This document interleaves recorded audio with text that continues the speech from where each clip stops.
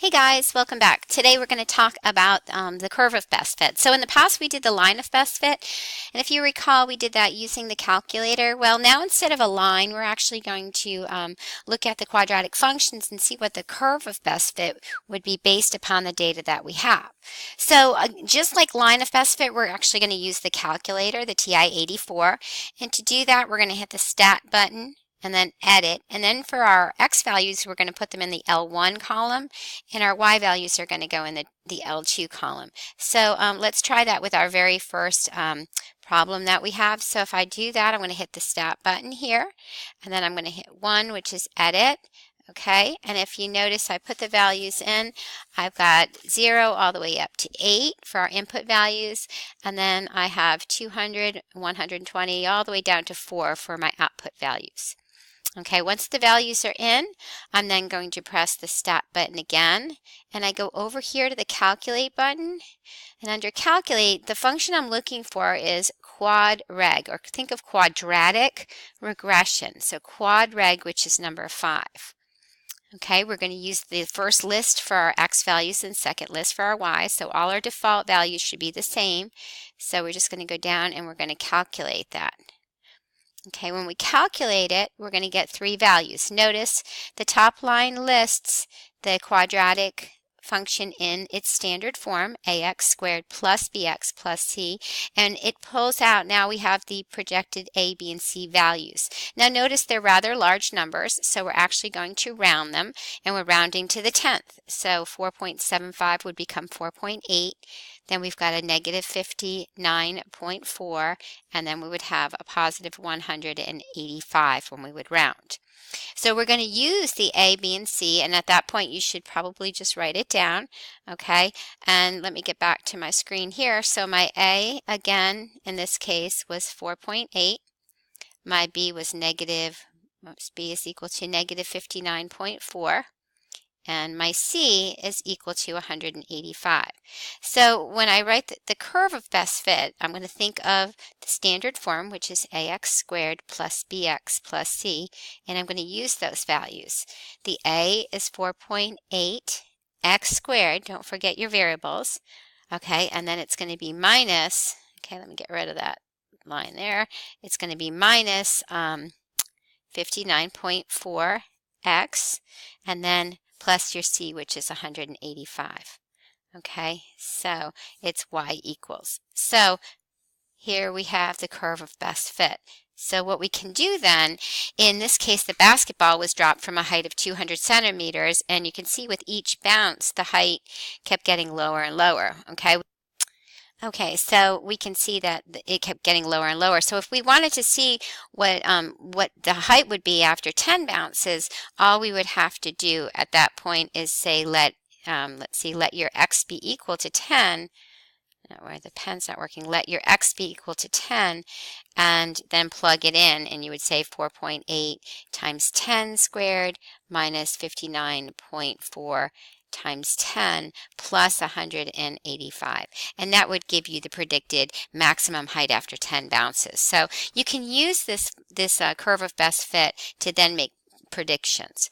So looking at the next example that we have, we're actually going to skip this one because this is really not a true quadratic function. So we're going to skip this one. We had problems with it in the notes. So we're going to skip that, and I want you to go to number 2. Okay, so number 2 actually gives us some experience with the years. So it says the kingdom of Petrodollar, the natural gas is a primary resource. This is how much natural gas is produced each year. Find the curve of best fit that best models the data. Now remember when we did line of best fit, if we actually had years, we don't actually put the year as 2008. We start out with the year of 0 and then we go to 1. So it's really the year since 2008. So you want to make sure that you do that when you're doing your input values, okay, 7 and then your 8, okay.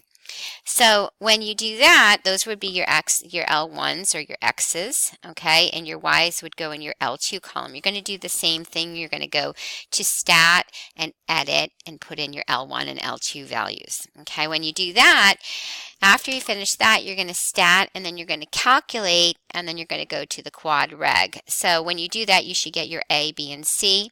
your A should be approximately negative 0.2, your B should be 1.6, and your C 1.1. So you can write the curve of best fit as y is equal to negative 0.2 x squared plus 1.6 x plus 1.1.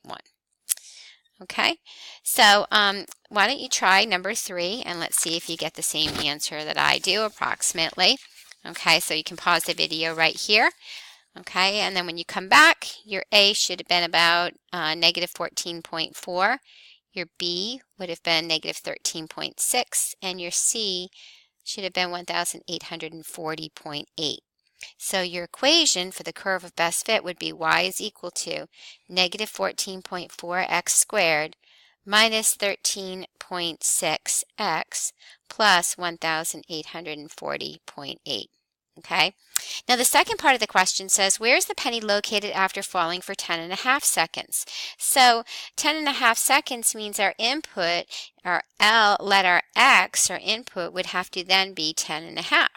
So you're simply going to take that 10.5 and plug it into, okay, this equation. So it's going to be negative 14.4 times 10.5, and don't forget to square it, minus 13.6 times your 10.5, okay, plus 1,840.8. Okay, so then you calculate it, you're going to square the 10.5 and multiply by the 14.4, and you're going to get negative 1,587.6. Then it's going to be minus 142.8, and then we're adding the 1840.8. And when we do that, we get approximately 110.4 feet. Okay, so there's your distance. All right, the next example is actually a word problem and a multiple choice. So it says, Larry made a scatter plot showing the apparent height of a football at 1-second intervals during the time period the ball was in the air. Okay, we're looking for the curve, because if you look at this, it's not going to be a line, because a line would have gone something like that, but this is going to be actually a curve. So just looking at the options, we can just start off and eliminate A and B because they're both linear functions, because if you notice, they're in the form of y is equal to mx plus b. Okay, there's nothing to the second power in the first two, and that's what we need. We need the variable to be squared in order for it to create a parabola. So in looking at this now, we can put in our data values if we like, okay? Or in this example, we can actually see that the leading coefficient A is negative. So that means it's actually going to curve up like this, okay? If it's positive, it actually curves like that.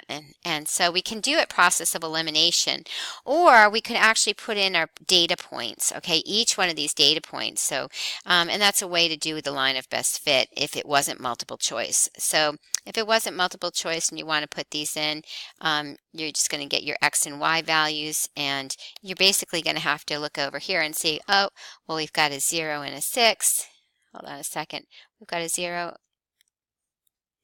and 6. We've got about a half and 6, and these are estimates, 1 and 9, 1.5 and 10. So I'm just looking at these points, getting the X and Y's. I put them back in, and then when I do my line of best fit, you're going to find the answer closest would be D. Okay, so you can do a process of elimination, or you can take each of these data points and put it into the calculator. All right, so looking at the notes, graphing quadratic functions, we can start out and identify first the zeros of the graph. If you recall, the zeros are just going to be the x-intercepts, or the roots. So these actually cross right here at 2 and 6. Now this graph actually goes up like this, and it actually has a maximum point. So that's a maximum. All right, so this is a maximum.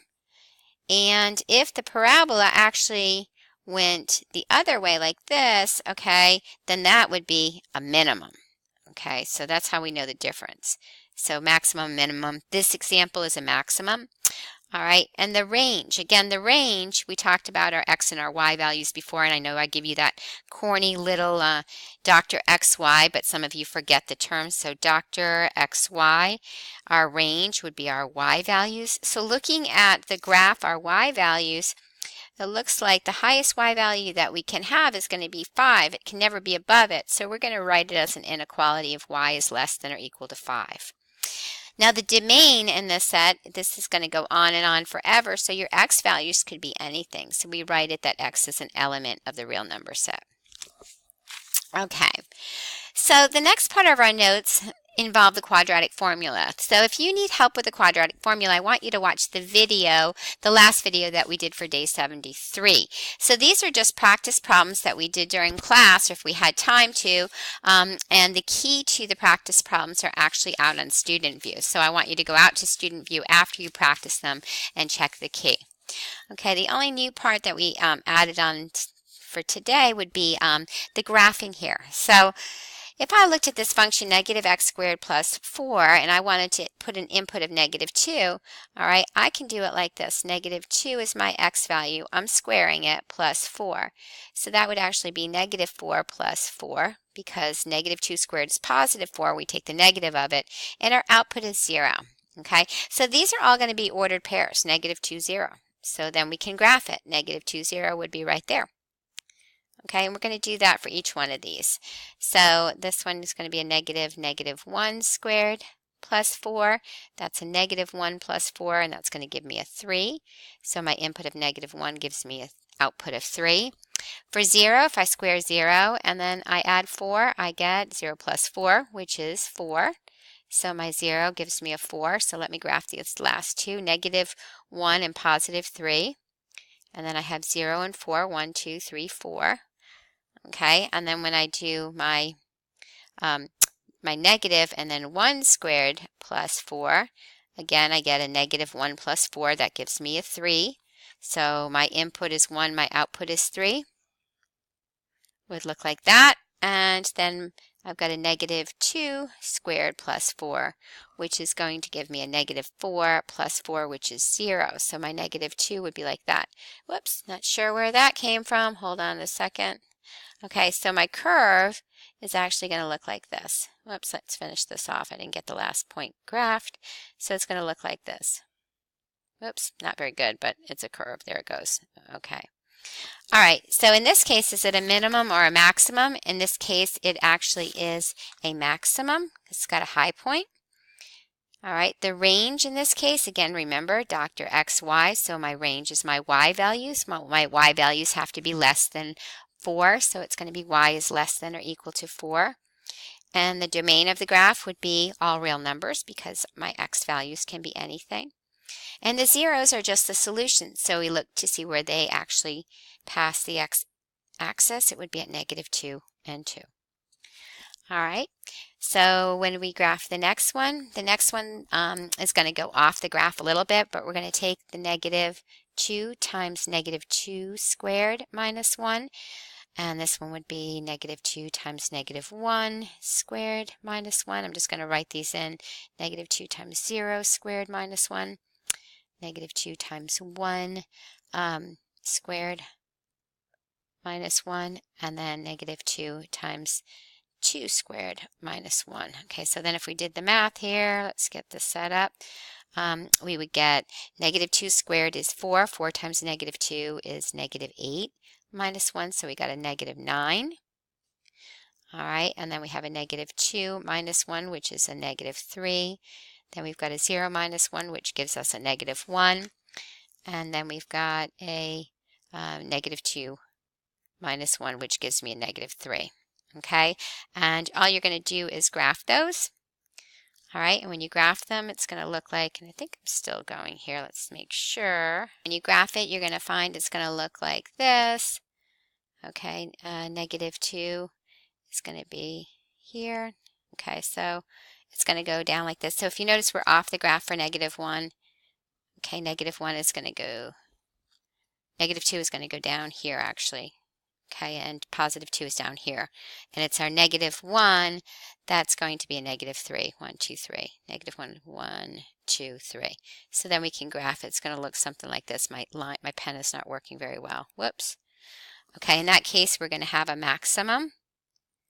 And y is going to be less than or equal to -1 rather, for the range, for the y values. The main is going to be all real numbers. And we don't have any zeros. It never crosses the x-axis. All right, I think we're out of time.